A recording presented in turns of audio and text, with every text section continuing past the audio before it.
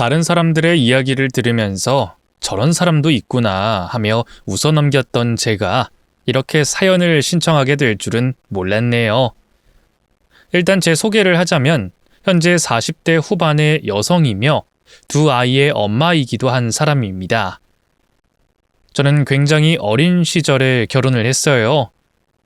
엄청난 사랑? 이런 것 때문이 아니라 집에서 탈출하기 위한 회피용이었죠. 저희 집안은 그렇게 좋지 않았습니다. 가난했다, 힘들었다 이런 게 아니에요. 좋지 않다는 건 솔직히 어디에도 털어놓지 못하는 그런 부끄러운 집이라는 뜻이죠. 저희 부모님은 저를 낳고 1년이 되지 않아서 이혼을 했습니다. 그리고 저는 어머니 손에서 자랐는데 제가 자라면서 바뀐 새아빠는 총 6명이었어요. 그중에 결혼식은 총 4번을 했죠. 즉, 저의 어머니는 외로움을 절대로 참지 못하는 사람이었습니다. 이혼 사유도 가정에 소홀했다라는 이유가 가장 많았으니까 짐작하실 수 있을 거예요. 새아빠가 일에 매달려서 조금 늦게 들어오는 걸로 이혼했고, 친구들과 어울리는 걸 좋아해서 술을 몇 번 먹었다고 이혼했고, 자신의 전화를 바로 받지 않았다는 이유로 또 이혼을 했습니다. 그런 가정에서 자랐기에 저는 정을 주는 걸 어느 순간 멈췄고 이대로 있다가는 미쳐버릴 것 같아서 결혼을 선택했죠. 어릴 때는 잘 몰랐는데 새아빠라고 온 인간 중에 정말 최악도 섞여 있었기 때문이었어요. 제가 화장실만 들어가면 들어오려고 문 앞을 지키고 있는 변태도 있었고 제 방에 몰래 들어와 속옷 서랍을 뒤지는 인간도 있었습니다. 그러니 제가 결혼을 도피처로 이용한 것은 살기 위한 하나의 수단이었던 거죠. 물론 그런 선택에 이해를 바라진 않습니다.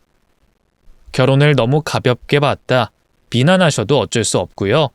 하지만 남들이 직업이나 성격을 보는 것처럼 저 역시도 결핍된 뭔가를 쫓아 결혼을 한 거라고 이해해 주셨으면 좋겠습니다. 다행인 건 제 결혼이 그렇게 불행한 시작이 아니었다는 거였어요. 요즘 여자들은 정말 웃긴다니까. 결혼하는데 조건이 가장 우선이라고 하더라고. 내가 당신 안 만났으면 진짜 결혼도 못했을 거야. 사람들마다 기준이 다르니까 그럴 수 있지. 사랑이 우선이지. 그리고 당신처럼 시어머니의 시누이까지 모시고 사는 사람이 어딨어? 진짜 내 주변 사람들이 당신 이야기하면 얼마나 부러워하는지 몰라. 심지어 같은 공장에 다니는 사람 중에 한 명은 베트남인가 태국인가? 국제 결혼할 생각하고 있더라고. 그래? 근데 요즘 그렇게 국제 결혼하는 사람들이 있긴 하더라고. 말이 좋아 국제 결혼이지. 솔직히 말이 통하지도 않은 사람 돈 주고 데려다 놓고 결혼하는 게 매매혼 아니야? 난 절대로 싫어. 적어도 부부가 대화는 해야지. 난 상상만 해도 싫더라. 남편은 당시 작은 공장의 직원이었는데 돈은 많이 벌진 못했어도 성실하게 일하는 그런 사람이었어요. 그리고 시어머니는 아파트 청소 일을 했고 남편보다 4살 위인 시누이는 취업 준비를 한다면서 집에 머물러 있었죠. 저 역시도 그전까지는 일을 하고 있었지만 결혼 후 바로 아이를 임신하는 바람에 집에서 쉬고 있었습니다. 그러다 보니 시누이와 자주 얽히는 일이 있었죠.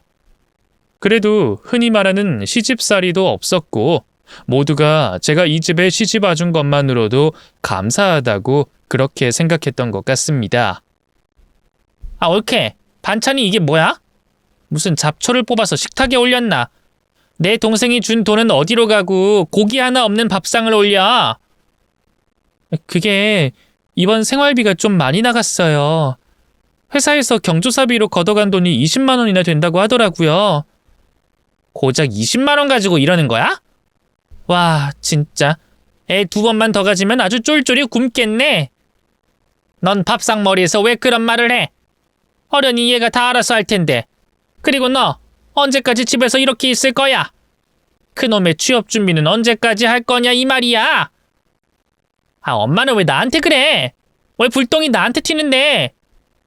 새아가가 잘못한 게 없는데 반찬 투정하는 너한테 튀지. 그럼 누구한테 튀어? 쌀 한 톨도 보태준 거 없으면서 어디서 시집살이를 시키려고 들어? 그럴 거면 나가. 아, 엄마, 왜 나만 그래? 나 엄마 딸이거든. 자식은 전생에 큰 원한 관계가 있다고 하더라. 내가 딱 그 짝이지. 내가 너 때문에 체명을 못 채울 거야. 아니, 반찬이 좀 그렇잖아. 젓가락이 어딜 갈지 모르겠어. 죄다 잡초에 풀떼기. 한 번만 더 이야기해봐. 너 밥 없어. 시어머니는 특히나 저를 더 예뻐하셨고 남편도 언제나 제가 우선이었습니다. 이 정도면 조금은 힘들어도 결혼하길 잘했다는 생각이 들 수밖에 없었어요. 더군다나 그 집은 우리 집에 비하면 안정적이었고 낯선 사람이 오는 법도 없어서 좋았습니다. 늘 친구들과 술을 마시던 저희 어머니, 그리고 집으로 끌어들이는 낯선 남자들이 있는 그 집보단 훨씬 나았죠. 그래서 저는 시누이의 불만 정도는 가볍게 넘길 수 있었어요. 그리고 다행인지 그것도 1년이 채 지나지 않아서 시누이가 취직에 성공하면서 벗어날 수 있었죠. 제가 그쯤에 둘째를 가졌고 그해 남편이 정관 수술을 했습니다. 팍팍한 살림에 더 많은 아이를 낳지 말자는 의논 끝에 그렇게 한 거였고요. 더 시간이 흘러 아이들이 유치원에 가기 시작하면서 저도 일을 시작했고 덕분에 저희 살림은 이전보다 점점 나아지기 시작했습니다. 이케, 이거 생활비야. 나 이제 반찬 투정 제대로 할 거야. 알았지? 네, 그럼요. 제가 알아서 잘할게요. 여보, 나도 생활비 통장으로 넣어놨어. 누나, 근데 왜 현금으로 굳이 그걸 줘? 일부러 생색내려고 하는 거 모를 줄 알아? 그러게. 나도 요즘은 자동이체 하는데 쟤는 꼭 저러더라. 엄마도 그렇게 생각하지? 그래. 취직하고 나서 매번 봉투에다가 언제 철이 드는지. 내가 왜? 기분이 다르잖아, 기분이. 숫자 찍히는 거 그거 정 없거든? 맞아요. 저도 이렇게 받아서 기분 좋아요. 정말이요. 우리 며느리가 참 착해. 어쩜 이런 복덩이가 들어왔을꼬. 아니, 나 취직도 했고 돈도 버는데 왜 또 옳게 칭찬을 해? 돈은 내가 줬는데? 툴툴거리고 틱틱거려도 저는 웃음이 있는 그 집이 참 좋았습니다. 알뜰하게 돈을 써서 저축하는 재미도 그때부터 느낄 수 있었고요. 처음에는 20만 원, 그 다음에는 30만 원, 그리고 생활비를 아껴 70만 원이 남았을 때는 눈물도 조금 났을 정도였습니다. 저는 언젠간 이사를 해서 더 좋은 집에 함께 사는 꿈을 꾸면서 그렇게 노력했어요. 그리고 저는 제 아이들을 위해서 이 가정은 반드시 지키겠다고 그렇게 다짐했습니다. 그런데 영원히 평온할 것 같은 그 상태가 무너지게 된 건 다름 아닌 돈 때문이었어요. 어머님, 그건 뭐예요? 이거? 요 앞에 국수집이 개업했다길래 친구들이랑 같이 갔는데 이걸 주더라. 로또네요? 무슨 기념인진 뭔지. 이게 당첨되면 큰 돈이 된다면서 챙겨가라고 그래서 가져왔지. 번호는 단 한 줄이 전부였고 행사용으로 나온 거라서 뒤에는 국수집 전단지 하나가 함께 달려 있었습니다. 그런데 그때 딱히 그걸 해본 적도 없어서 별로 신경 쓰지 않았고 그건 어머니 역시 마찬가지였는지 거실 테이블 위에서 며칠을 굴러다녔죠.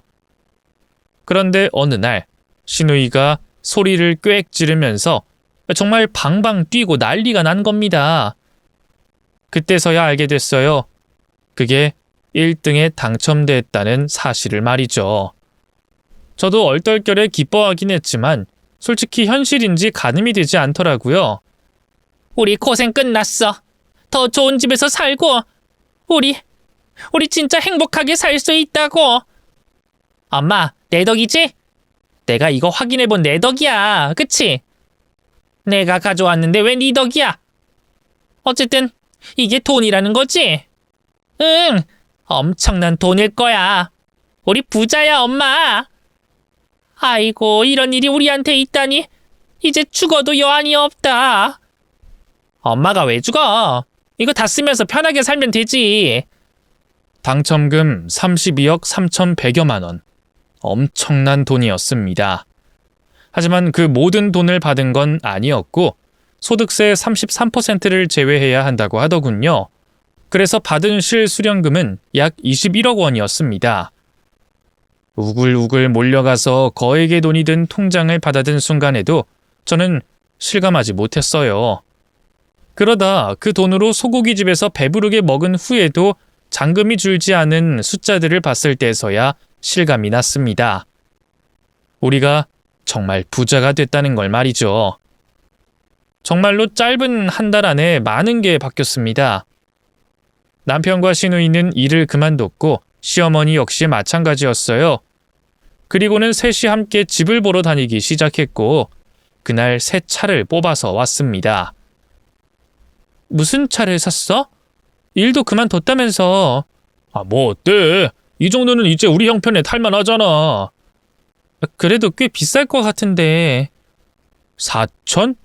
뭐 그 정도는 뭐 내 퇴직금이랑 여동생 퇴직금으로 샀어. 그러니 우리 당첨금은 거의 쓰지도 않은 거지. 나름 알뜰하지 않아? 하지만 그렇다고 다들 일을 그만두게 되면. 여보, 답답하게 굴지 마. 우리 이제 구질구질하게 안 살아도 잘 살 수 있어. 100원, 200원 이런 거 아낄 필요가 없어. 인생은 이렇게 한 방인 거야. 어쨌든 나 친구들 만나서 한턱 쏘기로 했거든. 나 나가봐야 해. 그리고 옷도 좀 사라. 그게 뭐야, 옷이? 그게 시작이었던 것 같아요. 남편이 가장 먼저 시작했고 그것은 점점 시댁 식구들에게도 퍼지기 시작했죠. 저는 마치 물 위에 떠 있는 기름처럼 섞이질 못했습니다. 오이케, 애들 옷 좀 어떻게 할 수 없어? 우리 집도 이사했는데 언제까지 그렇게 키울 생각이야? 그리고 머리 좀 해. 이게 뭐야? 동네 수준 떨어진다고 사람들이 욕할걸? 제 머리요? 왜요? 깔끔하게 묶었는데? 뭐라고 해야 하지? 약간 빈티? 없어 보인다고 해야 되나? 그런 게 있어. 적당히 구색 좀 맞춰봐. 내 동생이 부부 동반 모임도 나가고 싶은데 쪽팔려 하잖아. 다른 사람도 좀 신경 써야지. 아니야? 그리고 음식도 좀 고급진 그런 거 없어? 유산슬이나 아니면 스테이크 같은. 제가 그런 걸 잘 할 줄 몰라서요. 할 줄 아는 게 있긴 해. 그건 잘하지? 된장찌개에 청국장 같은 그런 음식. 이제는 나 질려서 그런 거 딱 질색이야. 그러니까 요리학원을 다니든가 노력을 좀 하라고, 노력을. 알겠어요. 애미야, 나 오늘 내일에서 제주도 여행 다녀올 거야. 그 청소할 때 소파에 물걸레질 하면 안 되는 거 알지? 제발 조심해서 좀 치워. 저게 얼마나 비싼 소파인 줄 알아? 네, 어머님.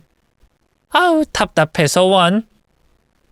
돈이 있으면 더 행복할 수 있을 거라는 믿음은 딱 한 달 만에 깨지고 말았습니다. 오히려 이전보다 가족들이 모이는 횟수는 줄어들었고 제 아이들과 있는 시간이 더 없었죠. 저 역시 노력을 안 한 건 아니었어요. 하지만 타고난 천성을 버릴 수가 없는지 돈도 함부로 쓰지 못했고 머리하고 옷을 사 입는 게 아까운 건 어쩔 수 없었죠. 그래도 남편이 준 돈을 아끼면서 이전보다는 훨씬 저 스스로에게 투자를 했습니다. 그럼에도 시댁 식구들의 소비는 따라갈 수가 없었어요. 명품 가방, 명품 옷을 사서는 그걸 자랑하며 다니는 걸 이해할 수 없었고 저는 점점 그곳에서 소외돼 갔죠. 문제는 그것이 얼마 가지 못했다는 겁니다. 아파트를 사고 새 차를 구입하고 명품 가방 옷 쇼핑을 하고 일을 그만둔 상태로 세 식구가 조금씩 나눠 먹은 당첨금은 어느새 앞자리의 숫자를 바꿨습니다. 그리고 1년이 지났을 때 바닥을 보이기 시작했어요. 저는 속으로 차라리 잘 됐다 싶었습니다. 돈이 없다면 이전으로 돌아올 거라고 기대를 했거든요. 하지만 그건 제가 한참 잘못 생각했던 거였습니다. 아이, 그러게. 내가 너 가방이랑 구두 좀 그만 사라고 했지? 아니, 도대체 그게 왜 필요해? 지네도 아니고, 아니, 다리는 두 짝인데 뭐가 그렇게 많이 필요하냐고! 너는 큰돈 썼잖아. 차도 사고, 그리고 골프장도 다녔잖아. 왜 나한테 지랄이야? 누나보단 훨씬 나아. 운동하는 거랑, 그리고 차는 국산 차야. 그 차보다 누나가 들고 있는 가방 하나가 더 비싼 거 몰라서 그래? 그거 허세야, 허세. 그러는 너는 식구가 몇이야. 써도 네가 더 많이 썼지. 그리고 막말로 나 아니었으면 로또가 당첨된 거 알기나 했을까? 나 이럴 자격 충분하거든. 적어도 너보다 엄마랑 나는 충분한 자격을 가지고 있다고. 자격? 내가 그동안 돈 벌어와서 먹이고 입혔던 건 생각 안 해? 팔자 좋게 놀고 있을 때 내가 준 돈은, 내가 준 용돈은, 생활비는. 야, 그걸로 생색을 낼 줄은 몰랐네. 그거 다 합해도 내 가방 하나만도 못하단 거 몰라? 어이가 없네. 앞으로 당첨금에 손댈 생각하지도 마. 뭐? 너 정말 미쳤어? 아주 이제 혼자서 살려고 하네? 나도 결혼해야 될 거 아니야. 남은 거 내 결혼 자금으로 쓸 거야. 시끄러 이것들아. 여기서 왜 싸우고 난리야? 엄마도 마찬가지야. 여행을 무슨 그렇게 다녀? 그리고 심지어 비즈니스로 끊어서 유럽을 다녀왔어? 아이, 꼭 그렇게 해야 돼? 돈을 무슨 물 쓰듯이 써. 정확히는 내 돈이야. 이거 왜 이래? 나 아니었으면 너희들이 그렇게 살 수나 있었을까? 난 모르겠고 앞으로 내 돈 건드릴 생각 마라. 카드도 다 정지할 거야. 이제 너희들 인생 너희가 살아. 아이, 엄마, 나 시집 가야 된다니까? 가방 팔아서 가면 되잖아. 엄마, 나한테까지 1억이야? 내가 이 집에 어떻게 했는데 나한테 어쩜 그래? 아들이고 딸이고 아무 소용없다. 그게 불만이면 너희들 나가서 살아라. 나 혼자도 잘 먹고 잘 살 수 있으니까. 남은 돈으로 가족들은 싸우기 시작했습니다. 하지만 그보다 더 큰 문제는 남은 돈과 별개로 이전의 생활로 돌아가지 않으려고 한다는 거였어요. 당장의 생활비를 벌 생각도, 다시 취직을 할 생각도 그들에게는 존재하지 않았습니다. 마치 태생이 부자였던 사람처럼 그렇게 구는 것도 여전했고요. 그리고 거기서 가장 만만한 사람이 바로 저였습니다. 너는 아직도 일하면서 구질구질. 아주 동네 망신을 타시키네. 동네 주민들이 그러더라. 너 가정부냐고. 넌 언제까지 이러고 살 거야? 내가 창피해서 얼굴을 들 수가 없어.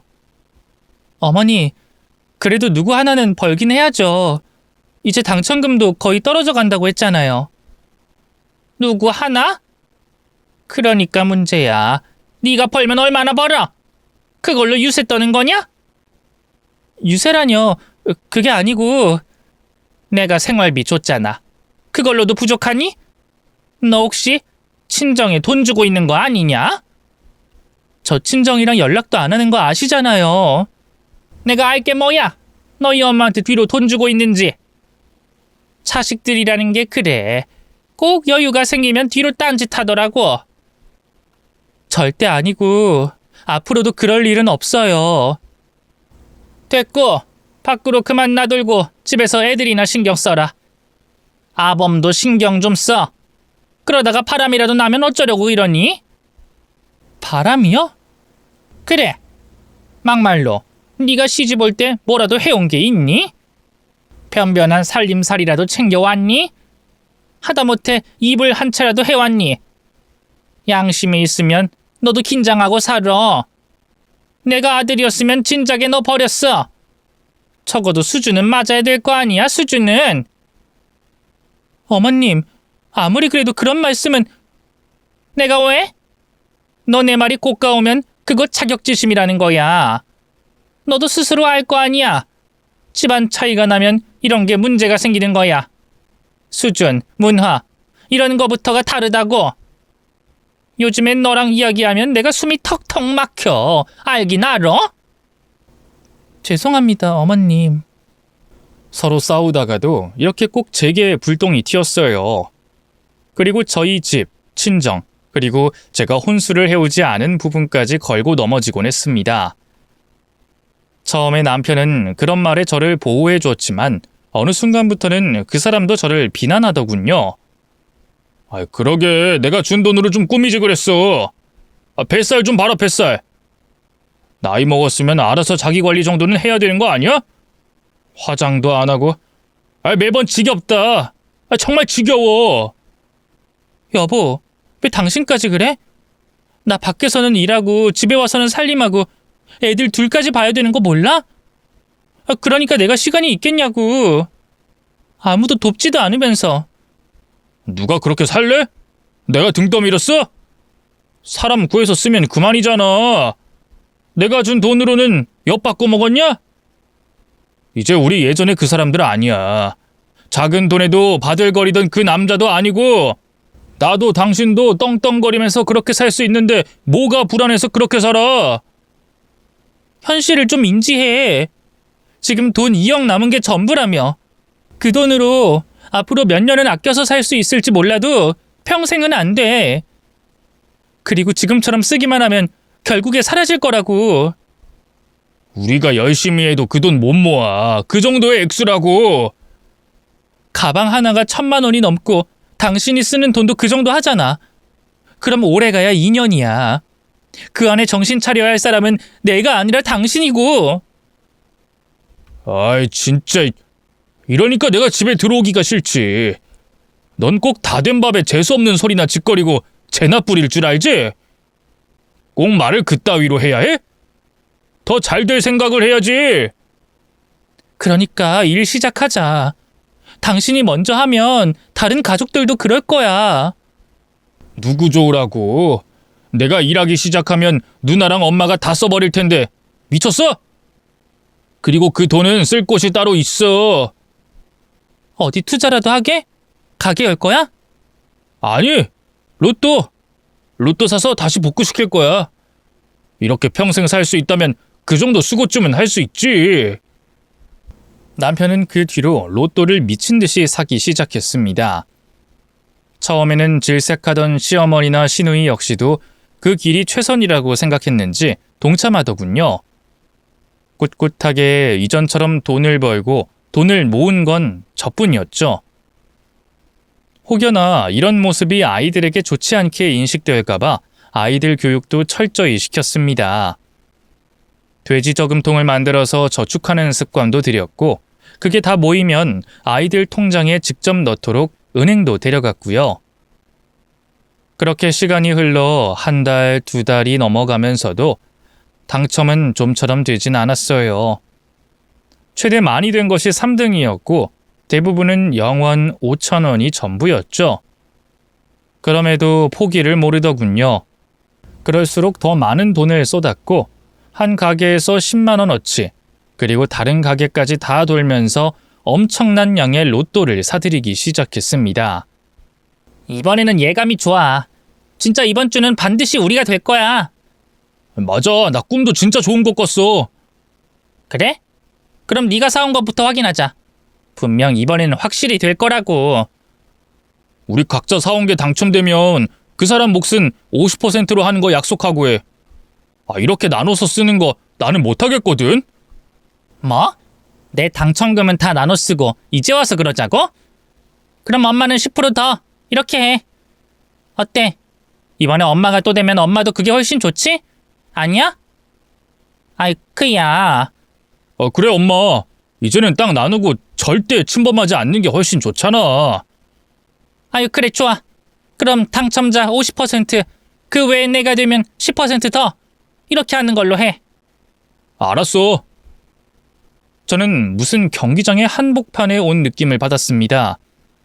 싸울 때는 피 터지게 소리 지르면서 싸우다가도 로또 앞에 서면 모두 한마음 한뜻이 되는 것처럼 보이더군요.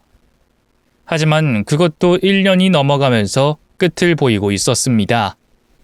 모두 로또로 탕진했다고 할 수 없었지만 남은 2억에서 꽤 큰 비중을 로또로 썼고 그 외에는 이전처럼 쇼핑이나 골프, 여행 경비로 모두 날리게 된 거였죠. 저희에게는 결국 아파트만 남았지만 다시 이전의 생활로 돌아가는 대신 아파트를 팔고 작은 집으로 이사를 하기까지 했습니다. 이제 무슨 일이 있어도 그들의 소비 습관은 멈추는 게 불가능해 보였어요. 그래서 결국 제가 나설 수밖에 없었죠. 저는 그간 모은 돈으로 가게를 열었습니다.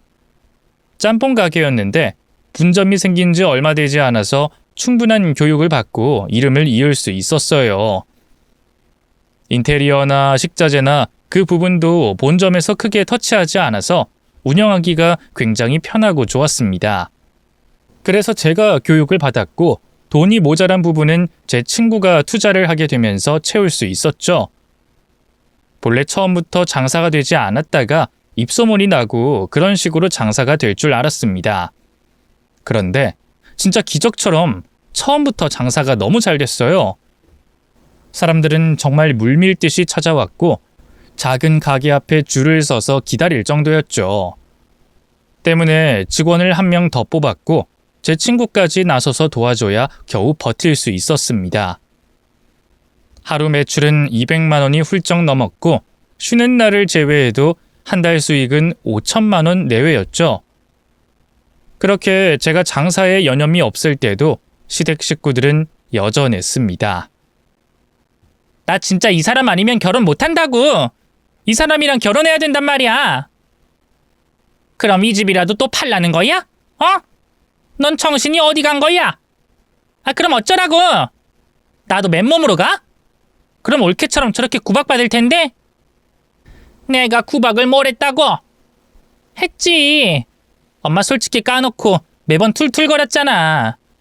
이불이 한 층이 두 층이 이러면서 엄마는 엄마 딸이 그런 꼴 당하면 좋겠어? 그니까 나 결혼 좀 시켜줘. 이 집을 팔든 뭘 하든, 응? 나 이미 가방도 몇 개나 팔았다고. 이제 데이트하려면 내 가방 다 팔아야 해.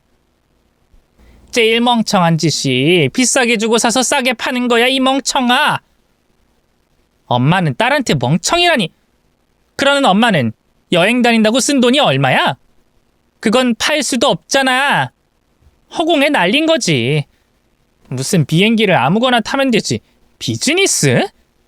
난 한 번도 탄 적이 없어.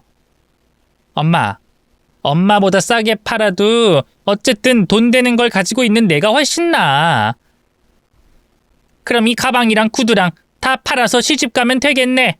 그렇게 해. 진짜 이럴 거야? 그런 일은 시누이와 시어머니만의 이야기는 아니었어요. 하루는 아이들이 자고 있는지 확인하러 들어갔는데 검은 뭔가를 보고 소리를 지른 적이 있었죠. 그건 다름 아닌 남편이었고 남편은 아이들의 저금통에 집게를 넣어서 그걸 하나씩 빼고 있었습니다. 이제 하다 이런 짓을 해? 아니, 난 로또를 사야 되는데 현금이 없어서. 진짜요, 금방 채우려고 했어. 그리고 뜯은 것도 아니고 그냥 살짝. 애들도 몰라. 그냥 구멍 사이로 이 집게 넣어서 뺀 거야. 당신 이전에도 이런 적 있지? 작은 애가 자꾸 돈이 없다고 하는 게 이상해도 설마 했는데. 나도 급해서 그런 거야. 애가 알면 뭘 한다고. 그리고 어련히 로또가 당첨되면 자기한테 더 좋은 일이라는 거 알걸? 요즘 애들이 얼마나 영악한데. 여보, 로또는 이제 전처럼 못 사. 당신은 언제 정신 차릴 거야? 애들 돈에 손을 왜 대? 아빠가 돼서 부끄럽지도 않아? 이거 좀 쓴 게 뭐 어때서? 아빠가 이 정도도 못해? 그리고 뭐가 부끄러워? 나만 잘 살고 싶어서 그래? 우리 다 같이 잘 되자는 건데? 그게 왜 부끄러워? 얼마든지 난 할 수 있어. 아빠니까 하면 안 되는 거지. 애들이 저축하려고 얼마나 열심히 모았는데 그걸. 진짜 더럽고 치사해서. 알았어. 안 하면 되잖아. 됐냐? 어딜 가? 주머니에 넣은 그 돈 꺼내놓고 나가. 화난 척 그냥 나갈 생각하지 말고.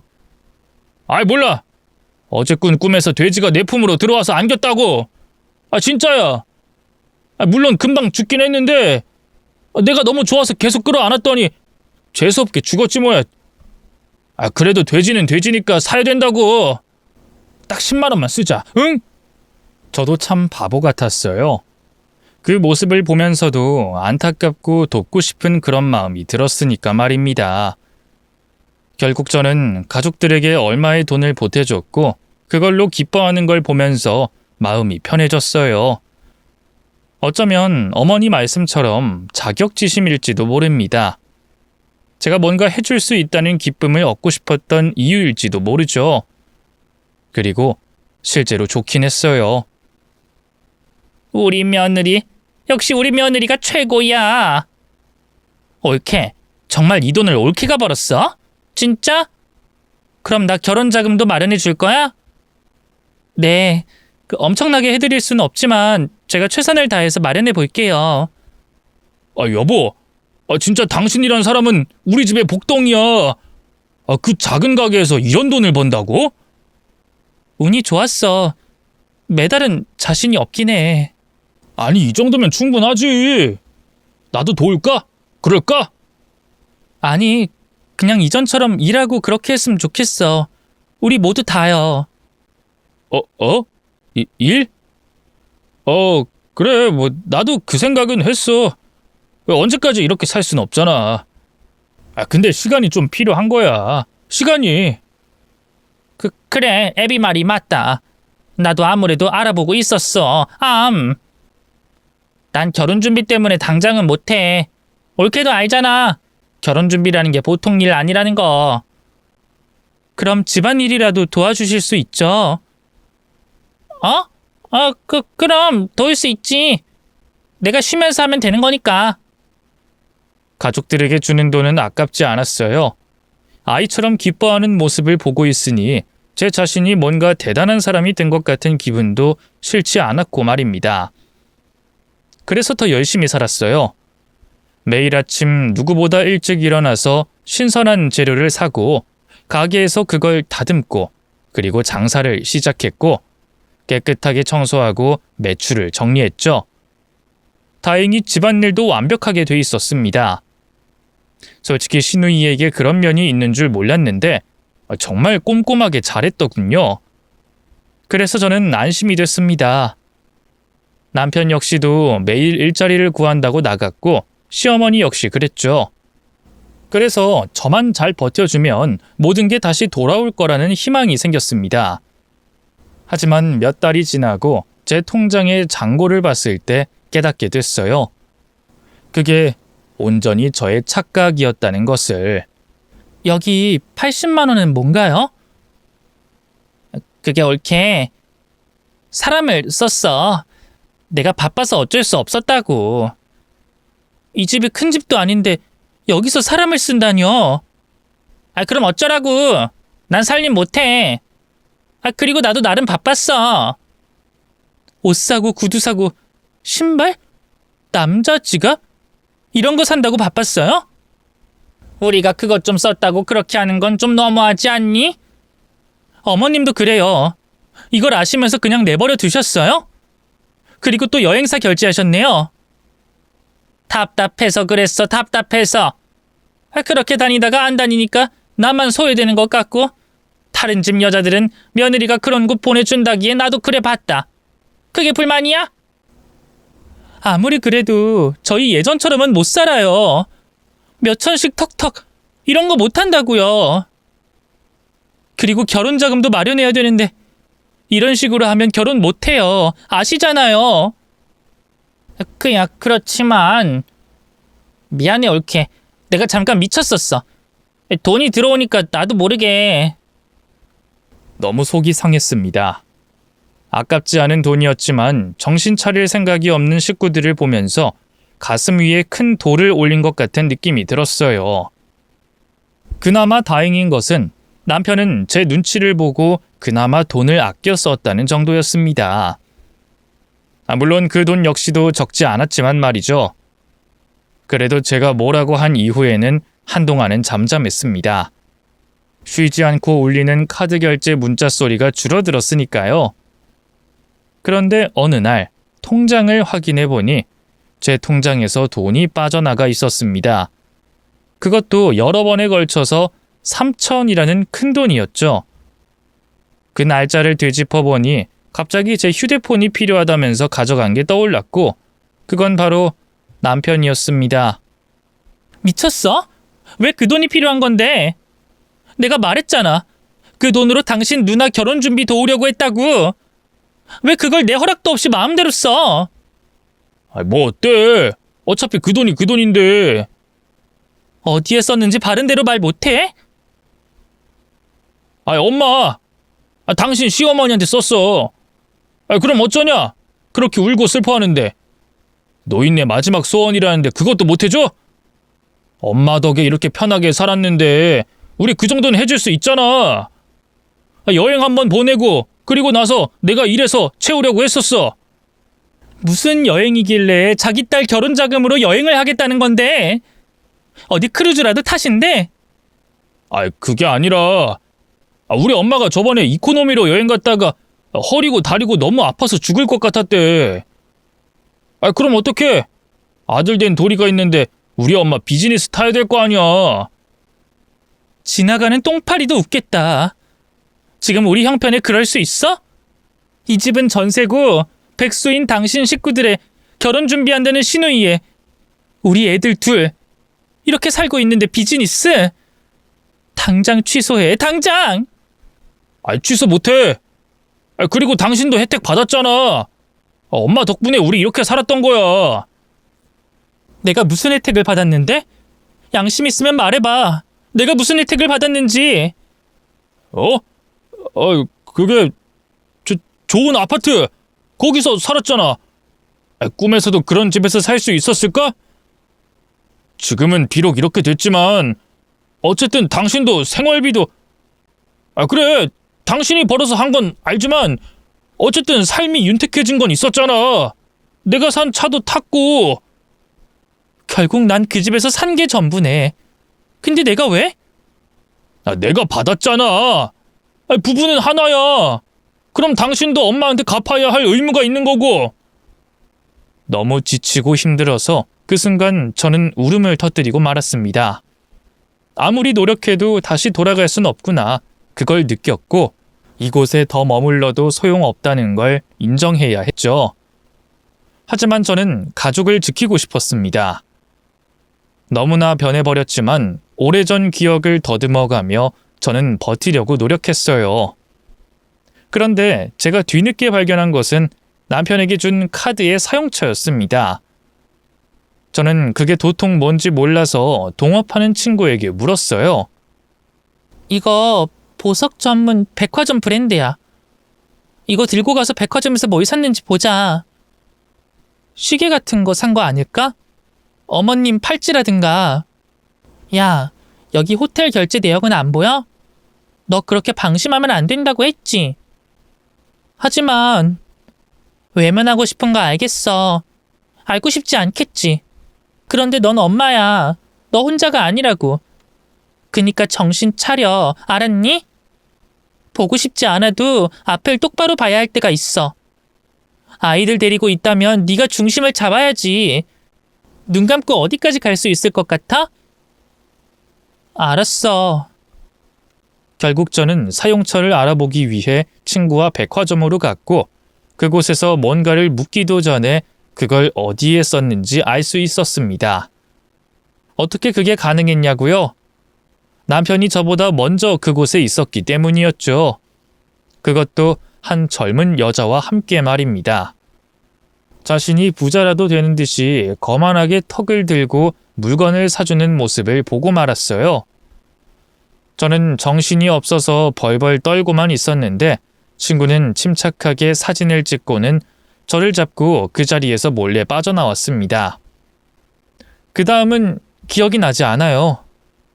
친구가 제게 많은 조언과 위로를 해줬지만 넋이 빠진 상태에서 거의 들리지 않았기 때문입니다. 그리고 제가 뒤늦게 정신이 들었을 때는 이혼을 결심했죠. 그런데 그대로 그들을 놔주기에는 저는 착하지 않았습니다. 그래서 복수를 할 생각을 했어요. 내가 이달에 면접 준비해야 하니까 이것저것 많이 드네. 자동차 보험도 내야 하고 정비도 맡겼고 그리고 뻔뻔하게 거짓말을 하는 남편을 보자 그나마 남은 정이 모두 떨어졌고 저는 분노를 누르면서 부드럽게 웃었습니다. 그 정도야. 정말이야? 화 안 났어?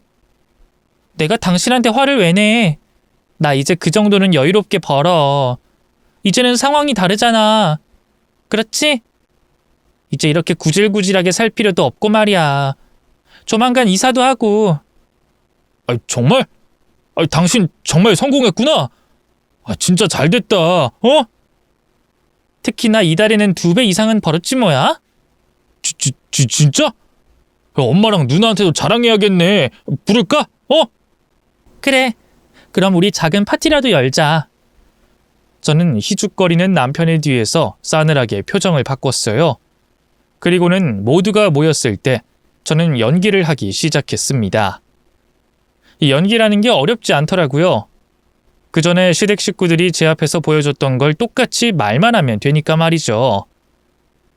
어머님, 구질구질하게 옷이 그게 뭐예요? 여행 가신다면서요. 옷이 영. 제가 카드, 아니다. 일단 어머니 카드로 좀 긁으세요. 뭐? 아니 왜? 제 카드로 쓰시는 거 불편하지 않아요? 내역도 남고 저 이제 가족들 눈치 보게 돈 쓰게 하기 싫어요. 그러니까 자유롭게 쓰시고 제가 대신 갚으면 되는 거 아닌가 해서요. 그게 싫으시면 제 체크카드 드릴게요. 어떻게 하실래요? 돈을 갚아준다고? 그러면 나는 아무래도 내 카드 쓰는 게 편하지. 근데 얼마나?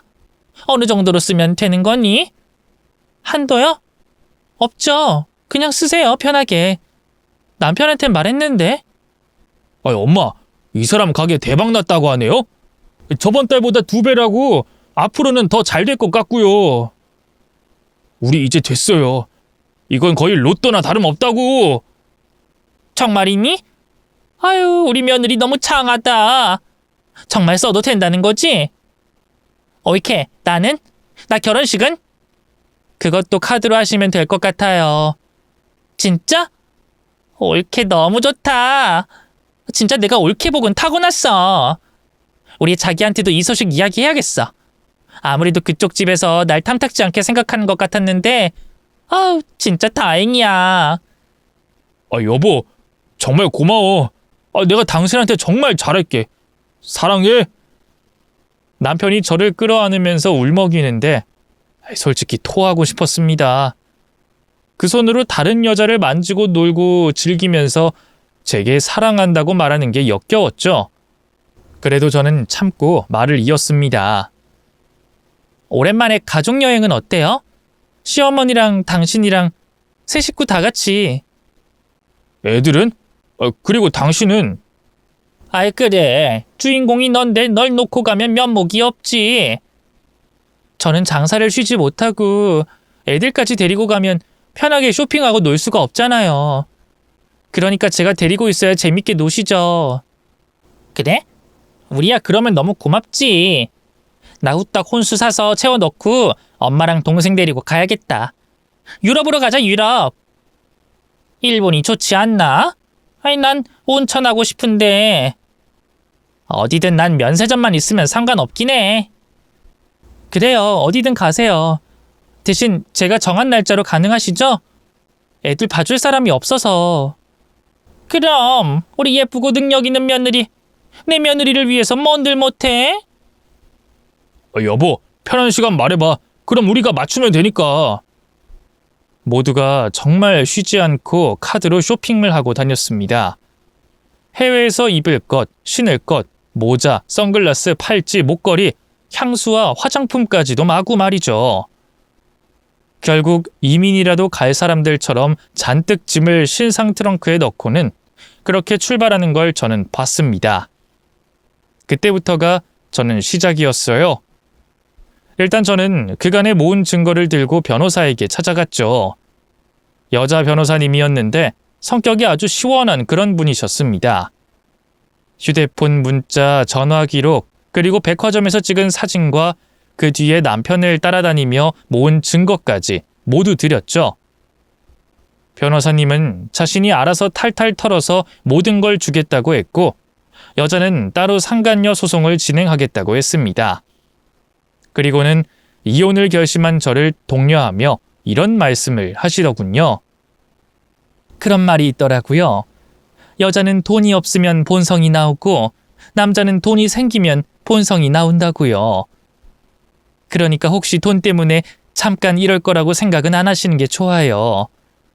종종 후회하면서 취하하는 경우도 많거든요. 근데 그런 분들의 50%가 결국 다시 저를 찾아오더군요. 그럼 나머지 50%는 같이 사는 건가요? 아니요. 취소한 게 쪽팔려서 다른 변호사를 찾아간 거죠. 그러니까 후회하지 마시고 아이들 위해서도 얼른 벗어나시는 게 좋겠어요. 그리고 이런 케이스는 오히려 의뢰인분이 없으면 다시 이전처럼 돌아올 확률이 큽니다. 네. 그리고 이런 복수는 하지 마세요. 잘못 걸려서 역으로 고소당할 수도 있어요. 구두 약속도 함부로 하지 마시고요. 앞으로는 모든 행동 저와 상의하셨으면 좋겠어요. 감사합니다. 저는 여행 기간 동안 많이 바빴습니다. 혹시 몰라서 제가 번 돈을 모두 동업자인 친구의 통장에 넣었고, 제 짐과 애들 짐을 모두 빼서 이사까지 해야 했거든요. 그리고 이윽고 모두가 여행에서 돌아왔을 때 저는 그 자리에 있지 않았습니다. 어차피 제가 협의 이혼을 한다고 해도 제 재산 때문에 저를 놔주지 않을 거라는 걸 알고 있었기 때문이었죠. 그래서 저는 대충 가게 일이 바쁘다는 핑계로 집에 들어가는 걸 미뤘습니다. 그렇게 시간을 벌어서 서류를 통해 제가 이혼을 요구했다는 걸 알게 만들었어요. 소장? 이게 뭐야? 당신 이거 뭔가 착오지? 보이스피싱 이런 건가? 그런 거 아니고 진짜야. 잘 읽어보고 당신도 반박할 거면 제대로 사람 쓰는 게 좋을 거야. 아, 여보. 이게 무슨 말이야? 외도? 외도라니? 변호사를 통해서 이야기하시죠. 진짜 나랑 이혼하려고? 오해야. 당신이 뭔가를 오해하고 있고 나는 바람 피운 적은 단 한 번도 없어. 그리고 이건 아니지. 우리 카드 쓴 거. 저는 말을 할까 하다가 그게 증거로 될 것 같아서 말을 아꼈습니다. 그게 무슨 소리야? 내가 카드를 썼다고? 아니, 우리 여행하면서 우리 카드 쓰라고 했던 거. 일시불로 긁은 게 있는데 이 부분은 책임을 져야 될 거 아니야. 명품 사고 쇼핑하고 여행 다니고 애들은 뒷전이고 아내는 돈 벌게 하고 이걸 내가 왜 책임져야 하는데? 나 할 만큼 했어. 이제 정신 좀 차리라고 했잖아. 언제까지 부자인 척 그렇게 살 거야? 당신 지금 무슨 말 하는 거야? 이거 분명 당신이 갚아준다고 했잖아. 내가? 진짜 무섭다 당신. 이제 자기들 빚까지 나한테 주려고 하네? 시누이는 결혼 비용을 내라고 하더니 정말 뻔뻔하다. 그리고 적어도 그게 부탁이면 외도는 하지 말았어야지. 날 무시하고 날 깎아내렸어도 난 참고 버텼을 텐데. 애들 아빠 자격을 잃은 건 당신이야. 그러니까 이상한 소리 할 거면 변호사 통해서 대응하고 소송 전략 새로 짜서 덤벼. 저는 제게 차례로 전화가 오는 걸 다 받았습니다. 시어머니는 울면서 사정했고 시누이는 울다가 욕을 했다가 화를 냈다가 다시 울기를 반복하더군요. 식구라고 가족이라고 믿었지만 그들은 제가 지갑 이상으로 보이지 않는 모양이었습니다. 왜냐면 그 긴 통화 속에서도 이혼은 하지 말고 남아달라는 말이 없었어요. 그저 돈. 모든 게 돈 이야기뿐이었죠. 결혼을 하지 못할까봐, 카드값을 갚아주지 않을까봐, 다들 그 부분에만 신경을 썼습니다. 그래서 쥐똥만큼 남아있는 동정심마저 싹 사라졌어요. 그래도 내가 아니었다면 지지 않았을 빚이니 그거라도 갚아줘야지 하는 생각은 했지만 그럴 마음이 씻겨 내려갔죠. 그렇게 저는 그 지긋지긋한 집에서 탈출했습니다. 그리고 바로 오늘 이혼이 마무리됐죠. 그간 저는 많이 변했어요. 더는 구질구질하게 살지 않았고 저 자신을 위해서 돈을 쓰는 법도 배웠습니다. 그리고 매번 싸우고 다투던 그 집에서 나와 생활하면서 아이들도 많이 안정된 것 같아서 기분이 정말 좋아요. 어쩌면 제가 한 선택 중에 가장 잘한 일이 될지도 모르겠죠. 아이들을 위해 끝까지 버티려고 했던 가족이란 울타리에서 나오니 그제야 알겠더라고요. 아이들이 아니라 날 위해서 그랬던 것이라는 걸 말입니다. 기대감, 희망, 이런 걸 버리지 못해서 아이들의 어린 시절과 추억, 이런 중요한 걸 놓칠 뻔한 거죠. 저는 어리석었고 현명하지 못한 사람이었던 겁니다. 다행히 그걸 인정하니까 속이 많이 가벼워졌어요. 가슴에 올리고 있던 무거운 돌덩이도 내려놨고 눈을 뜨고 현실을 직시하는 법도 익혔고 말이죠.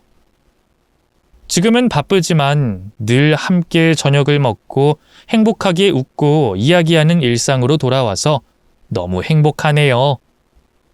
앞으로 저와 저희 아이들 함께 잘 살겠습니다. 저희 많이 응원해 주세요. 끝까지 들어주신 분들에게 너무너무 감사합니다. 다음에는 다시 같은 구독자로 보면 좋겠어요.